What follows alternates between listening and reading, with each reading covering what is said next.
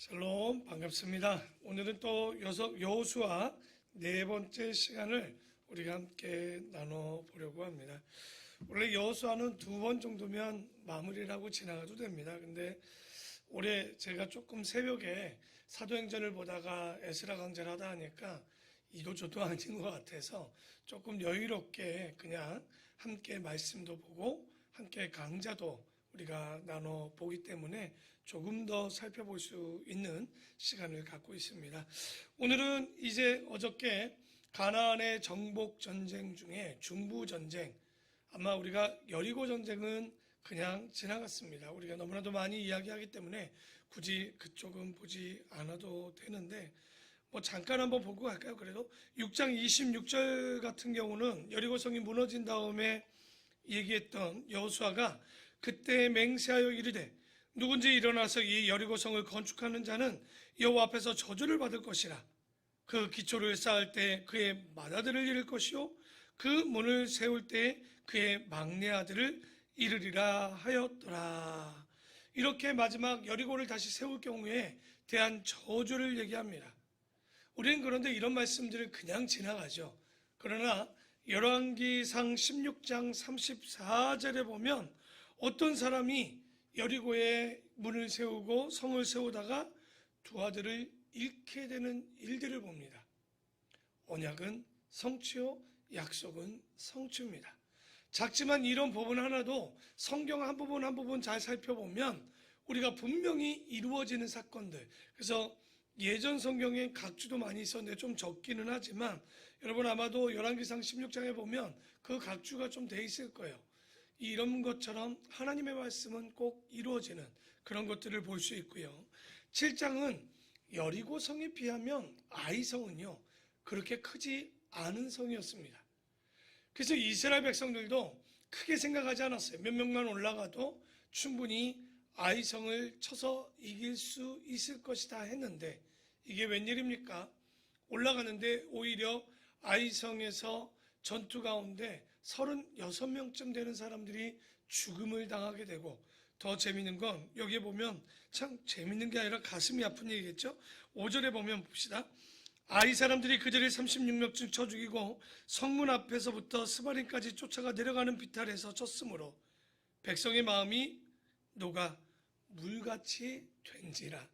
여러분, 우리가 어저께 보았던 장면이 이 가나안 족속들이 이 이스라엘이 올라온다는 소리를 듣고 그 마음들이 간담이 녹았다는 얘기를 들었는데, 이제는 거꾸로 아이의 성에서의 전투를 짐을 통해서 이스라엘 백성들이 그 마음이 물같이 녹아버립니다. 그런데 왜 이런 일들이 벌어졌냐면 24절에 보면 7장 24절입니다. 여호수아가 이스라엘 모든 사람과 더불어 사라야의 아들 아가를 잡아냈는데 그 은과 그 외투와 그 금덩이와, 그러니까 이게 다 뭡니까? 여리고성 때 분명히 그런 것들을 하나도 취하지 말라고 했는데 아간이라는 사람이 자기 장막 밑에다가 금과 은과 외투, 이때 외투는 집값이죠. 굉장히 비싼 옷값입니다. 그것을 숨겨놓은 거예요.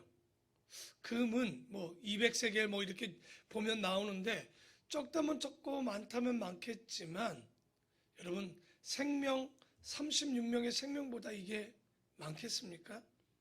그렇지 않죠. 작은 욕심 하나가 들어와서 그 모든 것도 다 빼앗길 뿐더러 거기에 보면 그걸로 끝나지 않죠.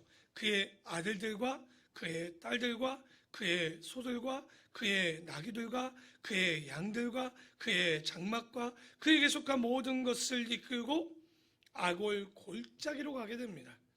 아골 골짜기는 히브리어로 아코르라고 합니다. 근심이라는 뜻을 갖고 있어요. 다시 말해서 이 아골 골짜기는 근심의 골짜기라는 이름을 갖고 있는데, 가나안 땅에서 처음 전쟁을 지는데 알고 봤더니 이 작은 것 하나 취해서 너무나도 큰 것을 잃은 거예요. 아간도 모든 걸 잃게 되고 이스라엘은 전쟁에서 지게 되고 생명을 36명이나 잃게 되는. 그러니까 우리가 이 말씀을 보면서 깨닫는 것은 지극히 작은 것 하나도 가벼이 생각해서는 아니 된다는 깨달음을 우리에게 줍니다. 죄를 범할 때 우리가 어떻던가 이것쯤이야라는 이 하나가 굉장히 우리 가운데 쉽게 들어옵니다.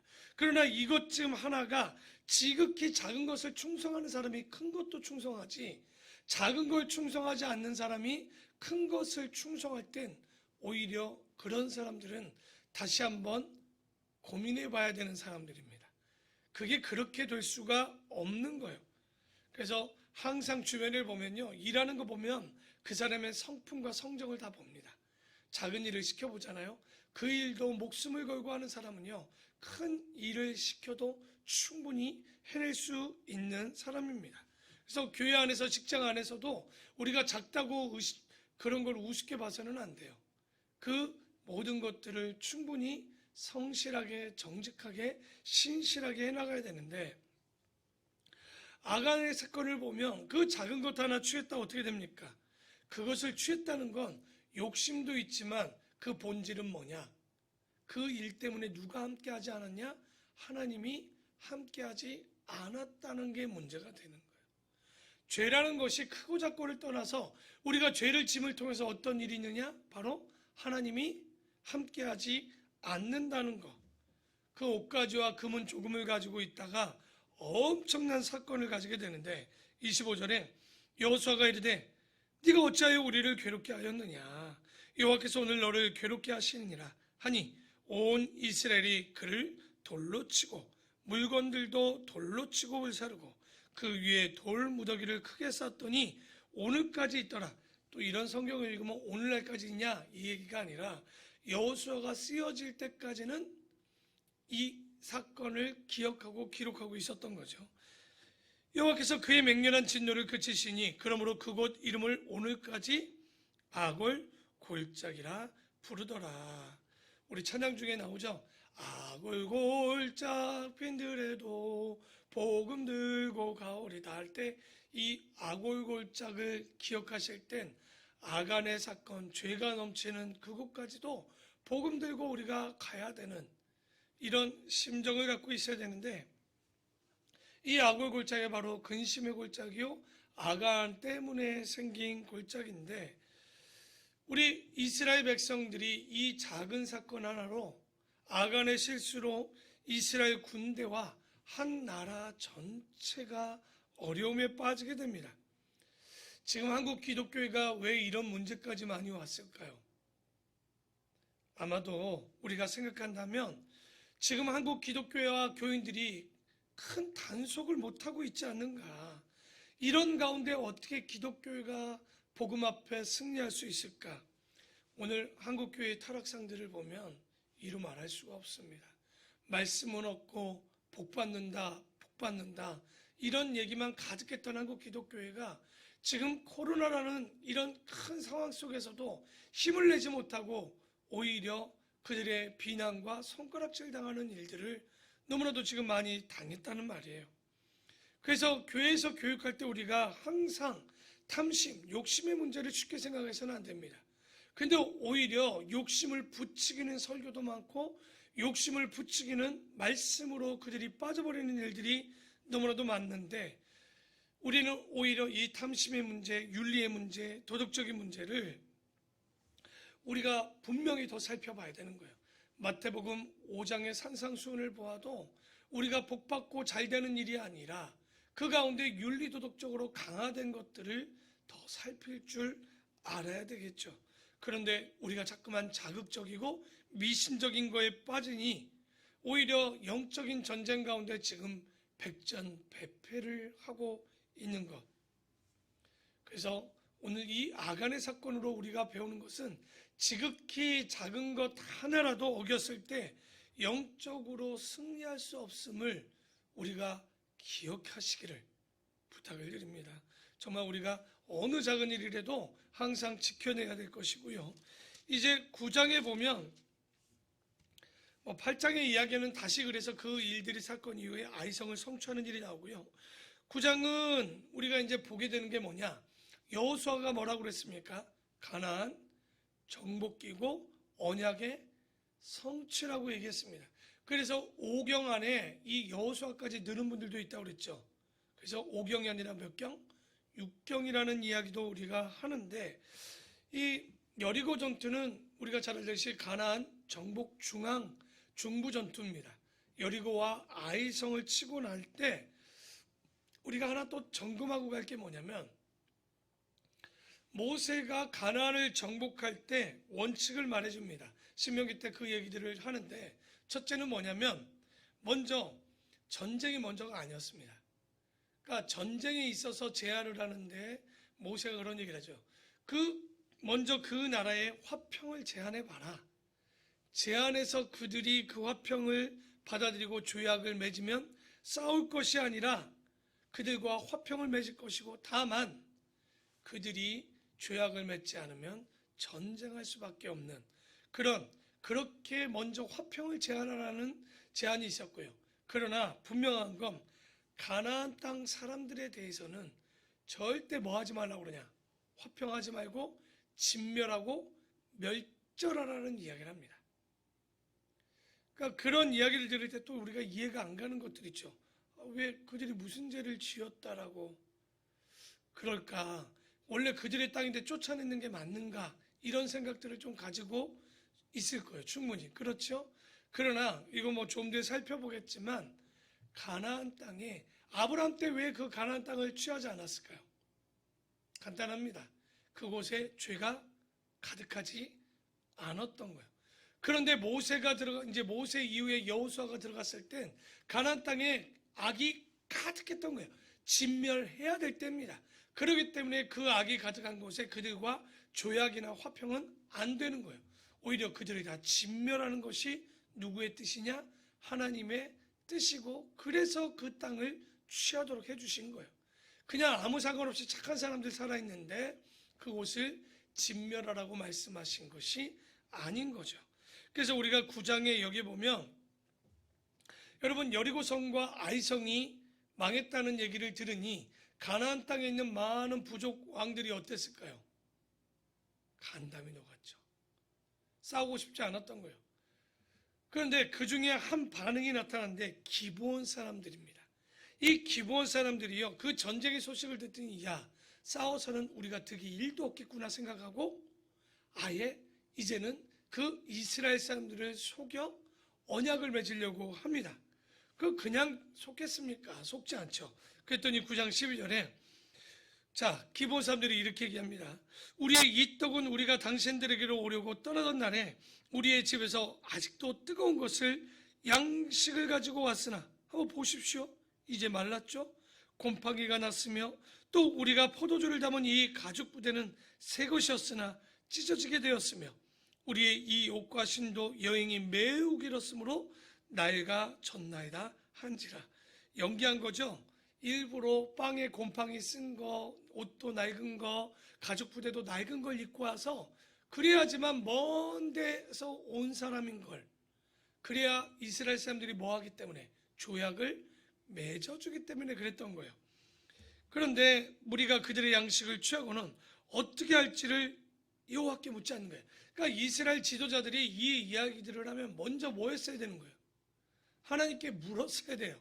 근데 묻지도 않고 여호수아가 곧 그들과 뭐합니까? 화친하여 그들을 살리리라는 조약을 맺고 회중 족장들이 그들에게 맹세하게 됩니다. 이런 걸 여러분, 화친을 맺으려면 적어도 하나님 앞에 이것을 맺어야 되는지 말아야 되는지를 기도하고 물었어야 돼요. 적어도 지금은 가나안 땅을 정복할 때 아닙니까? 그런데 이 여호수아뿐만 아니라 족장들이 하나님께 묻지 않고 맹세를 하였다는 것, 이것을 성경에 기록했다는 것은 우리에게 교훈해 주기 위해서 지금 이야기하는 거겠죠. 우리도 보십시오. 삶을 살아갈 때 얼마나 하나님께 기도하고 선택하는가. 잘 보면 선택하고 기도하지, 기도하고 선택하는 사람들은 그렇게 많지 않습니다. 그러나 하나님이 원하는 기도는요, 선택하기 전에 하나님의 뜻을 묻는 마음, 그런 자세가 우리에게 좀 필요한데, 그런데 속여서 지금 맹세를 했지만 맹세는 맹세입니다. 중근동뿐만 아니라 이스라엘도요, 유대인들도요, 일단 맹세를 하면 어떻게 합니까? 잘된 맹세건 아니된 맹세건 지켜야 되는 거. 여러분, 아브라함이 하나님과 언약을 맺었던 장면 기억나죠? 배를 가르고 소의 배를 갈라서 그 사이를 독수리가 지나갔던 장면들 보았죠? 똑같습니다. 그렇게 맹세를 지키지 않으면 그 소와 같이 각을 뜨고 그 몸을 쪼개버리겠다라는 이런 것들이 있기 때문에 얼마나 약속을 소중히 여기나 모릅니다. 근데 우리는 맨날 그러죠. 약속은 왜 있다고요? 깨라고 있다고요? 뭐 그런 게 아닙니다. 약속은 분명히 지키라고 있는 거예요. 여호와의 이름을 또 가지고 약속한 거기 때문에 절대 깰 수가 없는 거죠. 그러나 22절에 보면, 왜냐하면 그 중간에 보면 백성들이 불평합니다. 왜 이런 것들을 묻지 않고 했냐라고 불평하는데 22절에 여호수아가 그들을 불러다가 말하여 이르되 너희가 우리 가운데서 거주하면서 어째여 심히 먼 곳에서 왔다고 하여 우리를 속였느냐. 그러므로 너희가 저주를 받나니 너희가 대를 이어 종이 되어 다 내 하나님의 집을 위하여 나무를 패며 물을 깃는 자가 되리라 하니. 그러니까 제약을 맺는 대신 그들을 저주한다고 했지만 첫째는 살려준 거죠. 그리고 성전에 나무를 패고 물 깃는 일, 평생 노예로 하겠다고 종들의 취급을 당하는 거. 하지만 뭐 해준 거예요? 그래도 생명은 구해 준 거죠. 그러니까 지금 이 여호수아의 이 기브온 사건은 여호수아도 실수하고 족장들도 실수했던 이런 것들을 우리에게 기록한 건 무슨 이유겠습니까? 다시 말해서 결정 이후의 기도가 아니라 기도 이후에 결정하라는 교훈을 우리에게 주고 있습니다. 그래서 항상 기도가 먼저입니다.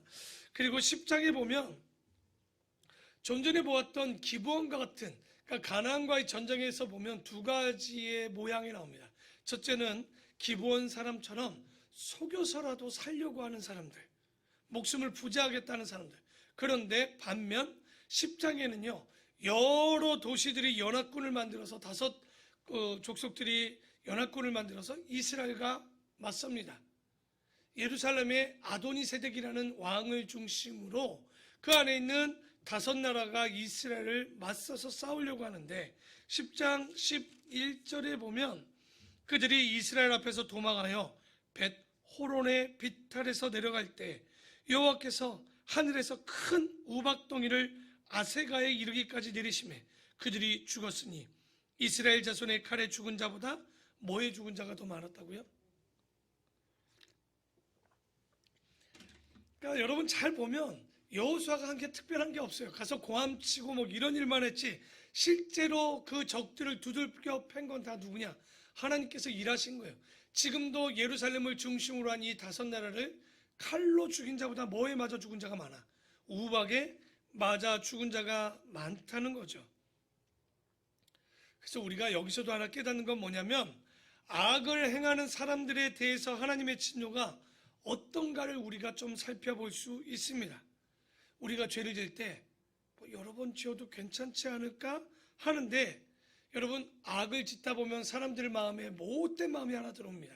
그게 뭐냐? 담대해집니다.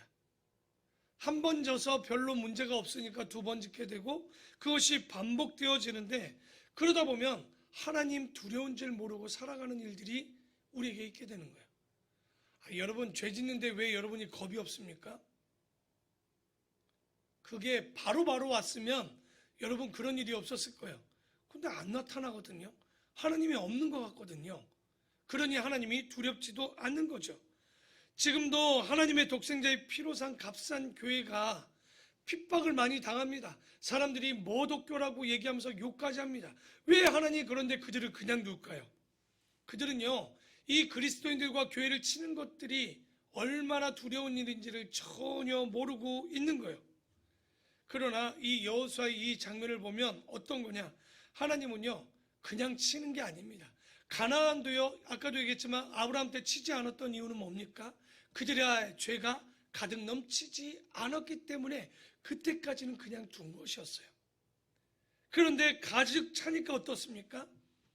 그들을 진멸하고 멸절하라고 이야기한 거죠. 그러니까 지금도 기독교와 교회를 핍박하는 자들 지금은 두겠죠. 여러분 억울해하지 마십시오. 하나님은 분명히 지금 우박을 내리듯이 그 적들을 그냥 두지 않는 거예요. 여러분, 삶 가운데 그러니 우리가 그들을 뭐라고 할 것도 없어요. 하나님은 기억하고 기록하고 담아놓고 계세요. 그게 진노의 7대접에 지금 담겨져 있는 거예요. 그게 가득 넘치면 쏟아지는 날이 오겠죠. 시편 가운데 보십시오. 그렇기 때문에 그런 전쟁 가운데, 전쟁은 누구에게 속한 거라고 딱 얘기합니까? 시편 기자는 여호와께 속한 것이라고 얘기합니다. 하나님은요, 어지간히 약하지 않으면 심판하지 않아요. 그러다 보니 인간들이 미련해서 하나님이 자신들을 지금 심판하지 않는다라고 생각을 하고 있는 거죠. 오산입니다. 하나님은 기억하고 계시는 거예요. 당연히 회개하면 용서하지만 그렇지 않는 자들의 죄는 계속 쌓여지게 되는 거죠. 그리고 12절에 보면 또 얘기합니다. 자, 다 같이 한번 읽어볼까요? 새벽이니까 졸리니까 읽어봅시다. 시작. 여호와께서 아모리 사람을 이스라엘 자손에게 넘겨주시던 날에 여호수아가 여호와께 아뢰어 이스라엘의 목전에서 이르되 태양아 너는 기본 위에 머무르라. 달아 너도 아얄론 골짜기에서 그리할지어다 라고 얘기합니다. 여러분이 너무나 잘 아는 태양아 멈추어라 달아 멈추어라고 했던 기브온 위의 태양과 아얄론 골짜기에 바로 이 달에 멈추는 사건들을 우리가 보게 되는데, 그런데 응답은 좀 달랐어요.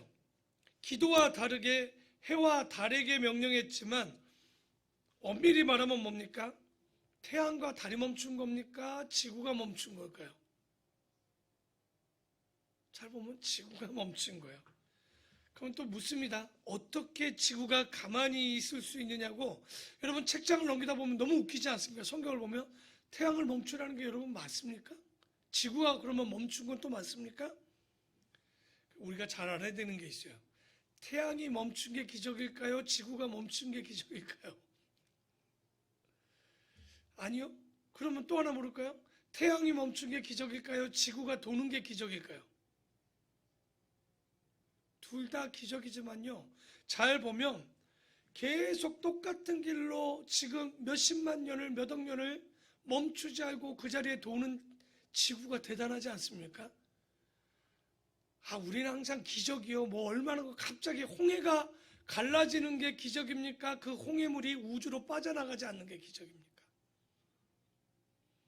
여러분, 화성이나 이런 데 보면요, 왜 물이 없는 줄 아시죠? 여러분이 중력이라는 게 없어서, 땡기는 인력이라는 게 없어서 물이 다 우주로 수증기가 날아가 버리는 거예요. 이 지구에 물이 남아있는 게 대단한 거예요.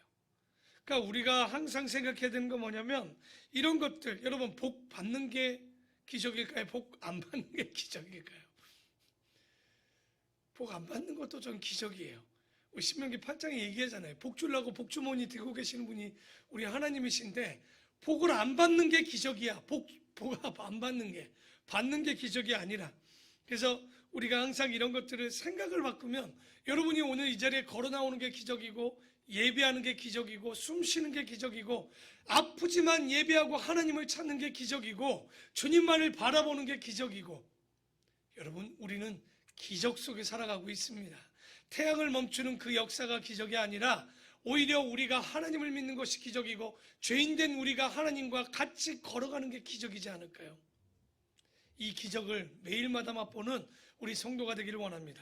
자, 마지막 우리 12장 간단히 보면요, 11장은 가나안 북부 전투에 대한 이야기를 합니다. 그 6년 반 정도의 전쟁을 하는데, 11장 4절에 보면 얼마나 그들이 많았냐. 그들이 그 모든 군대를 거느리고 나왔으니 백성이 많아 해변에 수많은 모래 같고 말과 병거도 심히 많은 적들이 있었던 거예요. 또 21절에 보면 그 적들이 어떤 사람들이냐, 중간에 보면 이스라엘의 온 산지에서 어떤 사람들이라고 그래요. 아낙 사람들은요, 거인족입니다. 진이라고 하는 이 거인족, 네피림과 같은 족속이었는데, 그 적의 수와 강함이 많았지만 어떻게 하면 전쟁이 끝나는 거예요? 하나님과 함께 하면 끝나는 거예요. 여기서도 교훈입니다. 뭘까요? 우리가 주변의 환경을 볼 필요가 없어요. 여러분, 전쟁에서 하나님이 환경 때문에 승리한 적이 얼마나 있습니까? 그거 아니에요. 오히려 환경은 궁핍하고 환경은 좋지 않았지만 하나님이 함께 해야지만 승리하는 거였어요. 아무리 군사가 많아도 아이성 전투 보십시오. 숫자적으로는 이스라엘이 많았지만 결론은 졌잖아요. 왜? 하나님이 함께하지 아니하셨기 때문에 그런 거예요. 그러니 두려워하지 마십시오. 우리의 삶, 우리의 육신이 아픈 거, 우리의 환경이 어려운 거, 이건 문제가 전혀 되지 않습니다. 오히려 우리가 마음을 빼앗겨 하나님과 동행하지 않아서 문제인 거예요. 자, 12장입니다. 12장은 마지막으로 24절만 읽습니다. 자, 이것도 한번 다 같이 한번 읽어볼까요? 시작.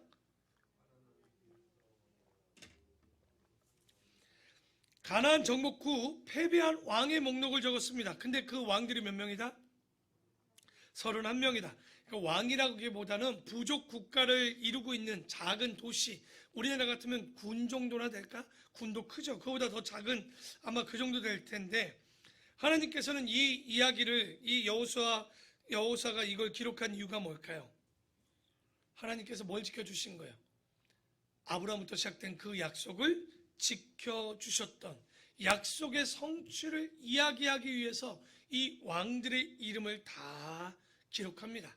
전쟁은 하나님께 속한 것입니다. 그래서 하나님과 함께하면 겁먹을 필요가 전혀 없다. 오히려 우리가 두려워해야 될 건 뭡니까? 하나님이 나와 함께하지 않는 것. 이것이 더 두려운 일이죠.